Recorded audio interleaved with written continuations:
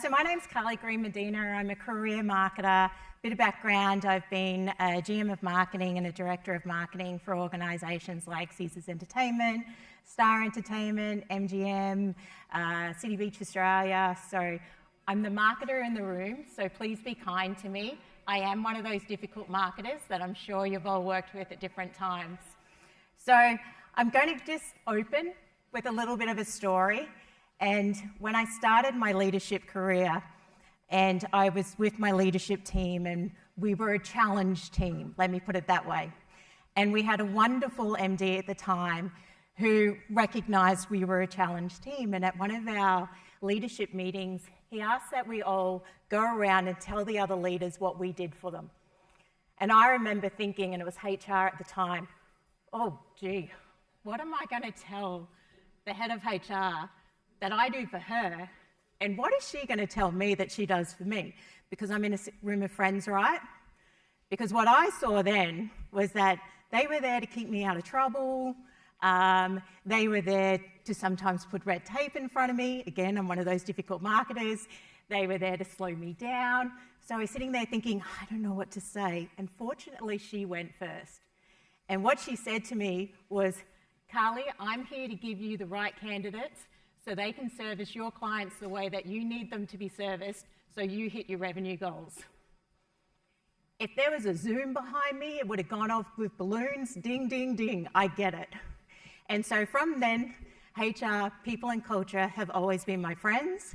And when I've had the opportunity to go to onboarding situations, I always make sure that I went because I saw the alignment between marketing and people and culture and how we needed to help each other. Then the evolution of career sites started. And I remember the head of people and culture at the time coming and saying, we're going to build a career site. And I'll tell you, most marketers will go, oh God, really? Because they know how hard it is. It's not easy to build a website. It takes a lot of time, it takes a lot of content, it takes a lot of images, it takes a lot of resources. That's why you're probably getting that result. But I can confirm to you, bring marketing in right at the beginning. They're going to be your best friend. Tell them that you'll drive them revenue. They'll be there with you. So, career sites, talent attraction, engagement, and analytics. The image on your left is a job recruitment from 1980s in the Sydney Morning Herald. And if you can look really closely, and maybe the people at the back can't see, you'll see it's actually broken down men and boys. Interesting. Then what we've got on the right is the homepage of MetaCareers, formerly known as Facebook. Very different. So what I say in here is who's holding the glass. So back in the 80s, who was the one doing the scrutiny? Was it the candidates? Was it both candidate and organisation? Nope, it was just the organisation. Nowadays, who's holding the looking glass? Who's doing the scrutiny? Both. And when I talk to organisations about why they want to do career sites, there's two questions. Why? And what challenges do you want to solve through it? How is the career sites going to help? First is the mutual evaluation, what we were just talking about. Candidates are scrutinising you as much as what you're scrutinising them. In some cases, even more so, particularly as the younger generation's coming through. They want to know the organisation that they're potentially signing up to work for. That employer branding is critical. When I flick back to here, this is essentially their EVP of Meta. I'm really clear what their employer branding is. And I can see very clearly who they're targeting. Anyone want to tell me who they think they're targeting?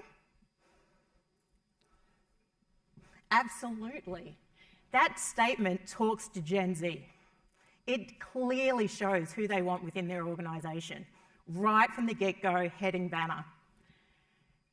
Candidate volume is also a challenge. Now that can be for seasonal roles, high volume roles, hard to fill roles, specialist roles. Changing behaviours is another huge one. We've heard it a lot today. Technology is moving fast. Our behaviours are fasting. Whether you're on dating apps or not, everyone's swiping. What does that look like? You know, we're on a Mac, we're swiping. So that's a changing behaviour. How are you responding to that? And what we're seeing in some organisations is that 50% of their applications are coming through mobile. So is your mobile designed for that? Is it a great candidate experience? Diversity and inclusion is huge. Candidates want to know from the get-go, will they be included? Are you catering to who they are? Attracting the right candidates. I heard earlier that one role had had 4,000 applications for it. Awesome, that's great. How many of those were the right candidates? If it was 4,000, you're a legend. Come and talk to me and teach me, Yoda. And then the other part is engaging those passive job seekers, because we hear all the time, the right job. Well, sometimes it's just not the right time for the right candidate. So how do you keep them in the family? How do you keep communicating to them so when that right time for them comes, you're there ready and waiting? And I look at this from a marketing perspective. So I sign up to maybe too many retailers than what I really should, and they pretty much mail me every day. I don't shop every day, but the day I'm ready to shop, they're in my mailbox, and I'm buying from them. It's the same when you're doing job recruitment. So, a couple of marketing analogies. Yellow, please. We all want the right candidate, right? And so I look at that around, there's probably 4 pillars on a career site that's really important. That's going to be your content and how you're communicating that. And then the personalisation. We've got great technology that allows that personalisation. And then the data. The data is what tells you what you need to know. And too many times when organisations launch their career site, they're not looking at the data. So I'm going to talk about that a bit later. So we saved you a seat. But doesn't that feel nice when you look at a career site and it feels like what you're looking for, the organisation you want to work for? That's where content comes in. That's what makes you feel like that when you're a candidate. So if we come back that employer branding, it's really important that you're selling who you are as an organisation. In the content that you're putting out, you're showing what your values are. You're showing what your culture is. You're showcasing that culture. Now, sometimes I look at career sites and it's full of their corporate images. That doesn't give me a feeling of what it would be to work like in your organisation. The content can be like talking about sustainability and directing me to your sustainability report. Yeah, that's great if I'm a real detailed person and I want to know all of that. But I want to know what Tom does, who works in your organisation. What does he do for sustainability? Do you give him a day off a year so he can go and plant trees? Because that's important. That's what I want to know if that's important to me. You're highlighting those values. It's great for organisations to talk about what their values are, but a candidate wants to know it. What does that really mean? So, and you tell that through storytelling, through testimonials, through blogs, and then that's how you attract the right candidates. So I know if I'm looking for a blog on women in leadership and your organisation comes up, you're going to attract me to it. That's important to me. So seeing that blog that I've just Googled show up and you're ranking really high, it proves to me that, you know, women in leadership is something really important to your organisation. Reflect what you want to attract. So I'm staying at the Overlook Hotel and they're like really cool and they've got like, you know, they name their shampoo and conditioner bottles by like really cool songs, much cooler than me. And so I was thinking this morning as I was looking at it, I am not the person you would put on their website as a picture. The person you probably put on their website as a picture is probably the person with the tattoos on their arms, you know, they're cool, the cool people, the Gen Ys, the Gen Zs. So that would be reflecting what you want to attract. This is an engineering company in America. Who wants to go and work for them? Anybody? Exciting much? From a content perspective, they've done an amazing job. They actually talk about diversity, they're talking about learning and development. They've got all the right things on there. But what's your feel of this company? Boring, process, Think it's engineering. Who do you think their audience is?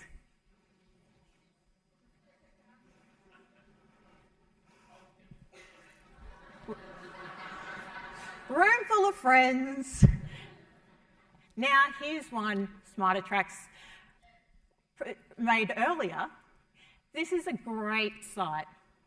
Now, if I'm Sally, a recent graduate engineer, and I'm looking for an engineering company to work for, this site tells me what it's like to work for them. Their blog articles there. They tell me about their diversity and inclusion. I can see that there's other females on their website. So I know, hey, this feels like a place that I might want to work at. They've saved a seat for me. So, anyone want to work here? Everyone want to work here? Your career site is the first point of call for your potential candidates. If you're not selling who you are as an organisation, you're never going to get those right candidates. And we heard from Seek. What were two of the things that they said people wanted to know about? Work-life balance, culture, and what was the other thing? Salary. Your perks. Everyone wants to know the perks. Don't assume that people undervalue what they are and what that means to them in the recruitment process. Now, the communication part of it's really important too. You've done all this work, you've got them to the site. You want to keep them, and you want to keep them engaged. So, through most career sites, there's the basics on there. You're building those talent communities, and those talent communities are communities for what people are interested in. So, if I'm interested in engineering at your organisation, I want to be part of your engineering talent pool. If I'm a First Nations, I want to be part of your First Nations graduate talent pool.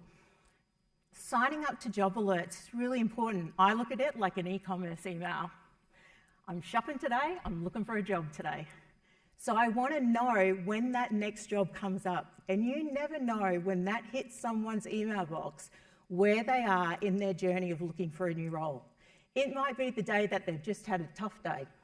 It might be the day that their mortgage amount just went up and they need to make more money. So being present and making people sign up for job alerts is really important for that engagement. The other thing is the blog. Signing them up for blog alerts that are tagged based on the information that is important to them.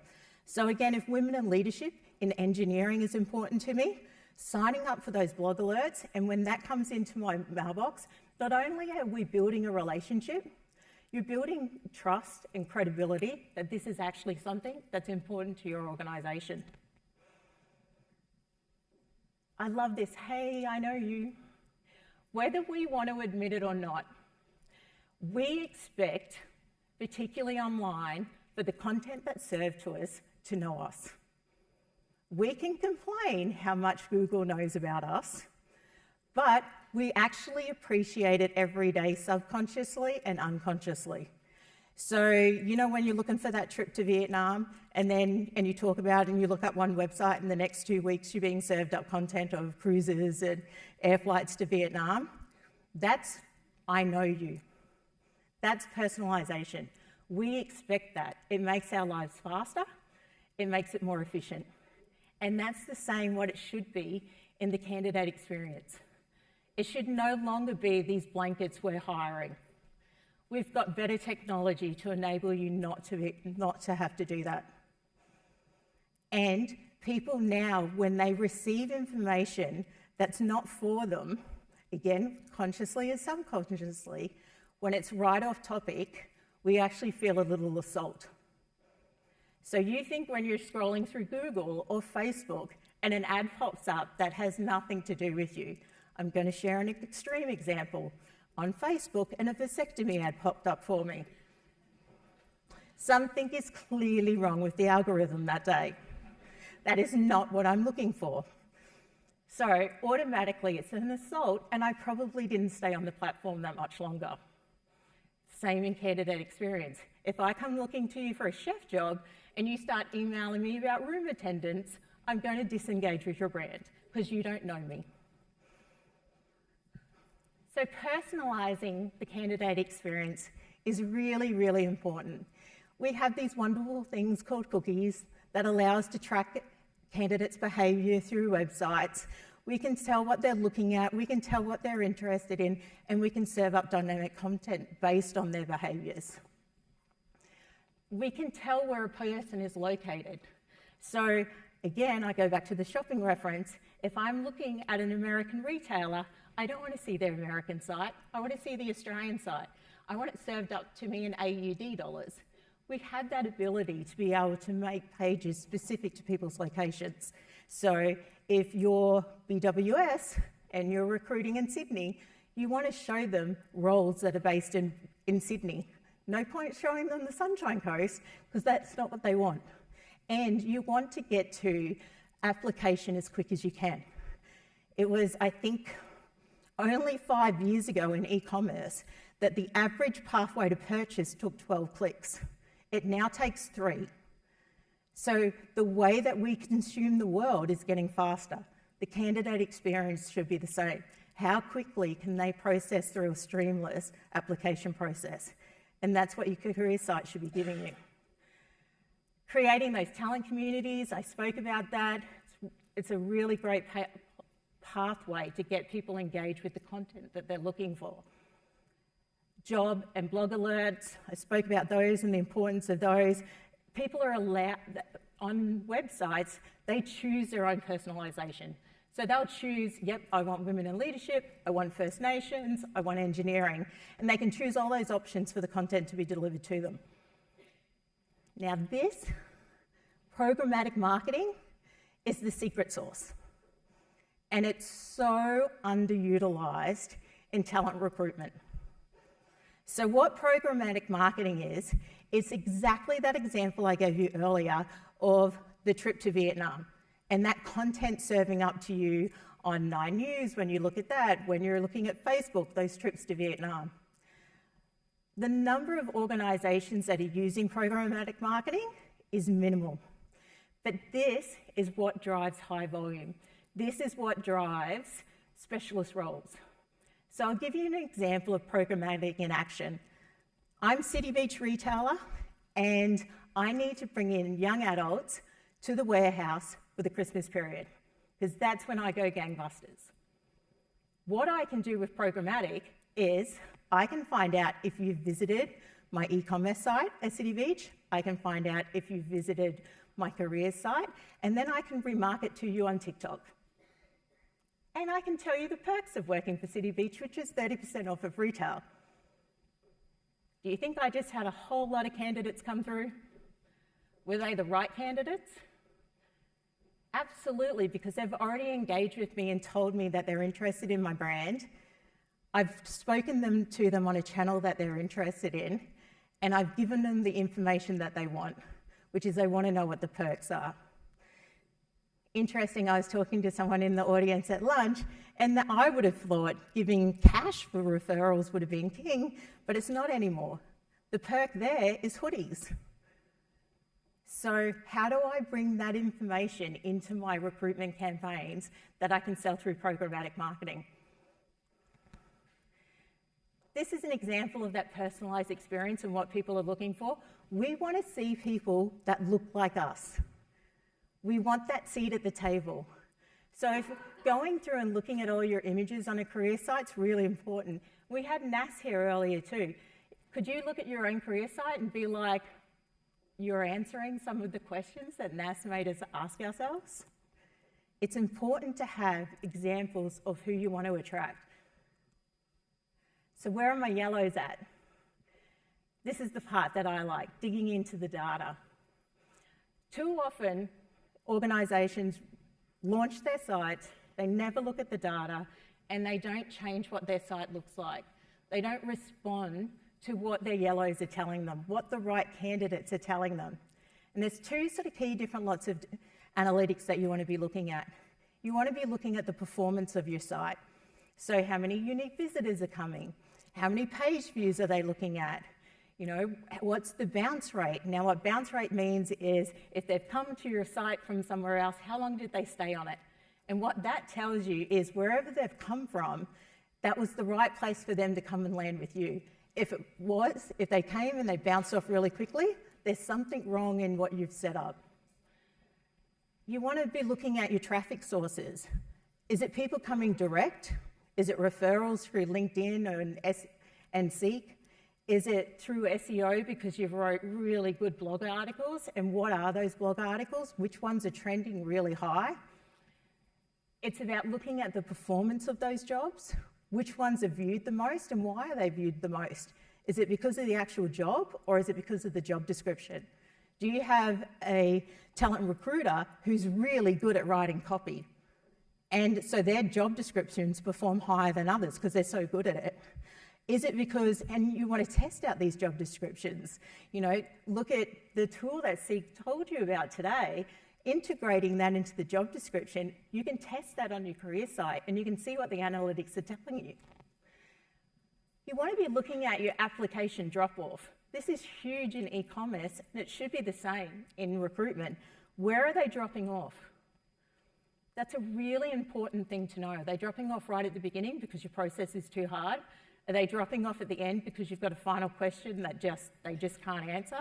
You want to know where they're abandoning. The next thing you want to be looking at is that candidate experience. So what's the time spent on site? Are they spending a lot of time on your sustainability pages? Are they spending a lot of time on your perks page? And there's actually tools like Hotjar that can tell you where they actually sit on a page and how long they spend reading a paragraph, that's the most popular. They can tell you which buttons that they're clicking through to other sections of your website. So you can track someone's behaviour from the moment they're on the site to when they leave. You want to know their interactions with job listings. Is some more than others? What part of the job listing are they interacting with? Are they just looking at the about you? Are they going into the detail of what's required for the role? Where are they spending their time when they're reviewing your job descriptions? What are your candidate sign-ups? This is another really important one for understanding the engagement of the people that are coming to your site, but also your site performance. Do you have the job alert button in the right spot? Do you have your talent community banners in the right spot? Could moving them around, testing different things, could that increase your volume of people that you can continue to engage with? And finally, what's your application rate? It's great if you're getting 200,000 people to your career site, but you've got a 2% application rate. Maybe something's wrong there. What's wrong? How can you improve that application rate? Is it the process? Is it the content? Is it too many clicks? Is it that you're not giving them the information that they want? These are things that you should be talking about regularly and regularly with your team that manages it. So, I've missed a slide. So when you think about your career site, and you've heard a lot of things today about things that you could probably put on it to improve that candidate experience. Now, I'm going to do it the not fancy way with digital. We're going to use our arms and we're going to put them up in the air. So who's going to grade their current career site an A+? And what I mean by that is that you've got your sustainability pages on there, you've got your diversity and inclusion, you're attracting the right candidates, it's a personalised experience, your employer brand is strong in that candidates know who you are and they want to work for you. Who's got that? Legend, Yoda. So some recent research that I looked at, it said that really only 10 to 13% of organisations have all of those things covered on their career site. When you look at the marketing world of e-commerce, they're testing and testing continually to make sure that they're driving up conversion rates. They've got people dedicated to those sites. Why would your talent recruitment be anything different? And oftentimes what happens is after a career site launches, there's no one dedicated to looking after it. Or it falls into somewhere and it gets minimal updates. Particularly if you're a high volume recruiter, and you need to be looking, that is a live, living thing, that career site. It needs to be fed. And it needs to be fed by the Google algorithm. And that's through the content that you put up on the page so that it keeps feeding it. The Google algorithm is a beast. And it actually, when you have, what it actually, and not many people recognize this, is that it actually scores your websites. And it scores it on things like people's time on site, how many pages that they visit, how frequently that content's updated. Then you also want to look at that candidate experience. When you're telling stories and candidates keep coming back and looking at your site, they want to know those testimonials are being updated. They want to see new employee stories. There's nothing worse than coming to a career site, and you heard about Sally and her wonderful story into leadership 2 years ago, and nothing else has been put up since. Does that look like you really value Sally's experience or any other employee in your organisation? So having to feed the beast is something when you look at a career site, you need to really think about what are the resources. Okay, let's go to those that think they're doing a good job. And when I mean good job, I'm saying you might have a little bit of personalisation in there. You're capturing data so that you can continue the communication. It kind of looks like you kind of are attracting the right candidates that are coming through. Whose site looks like that? This same research that I looked at, it said that pretty much organisations are sitting in about 40% there, where they're doing okay. They're doing pretty good. There's definitely room for improvement. So now let's look at the other ones.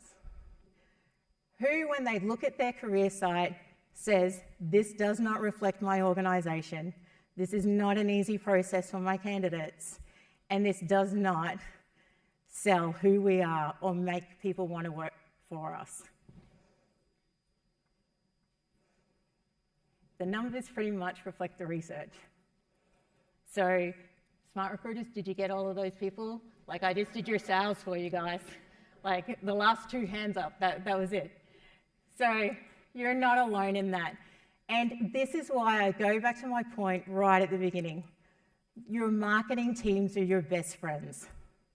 They do this. They know this. They know how Google algorithms work. They know how SEO works. They know how to get the right images for your target audience. So if you're looking to do a career site, make sure you're engaging that marketing team right at the beginning of the process so that they're there to help you and make sure that you develop the best career site that you possibly can. So I've done really good with time, which is so surprising because I normally talk for ages. So we have some time for questions. Fire away. Hit the marketer. Nothing?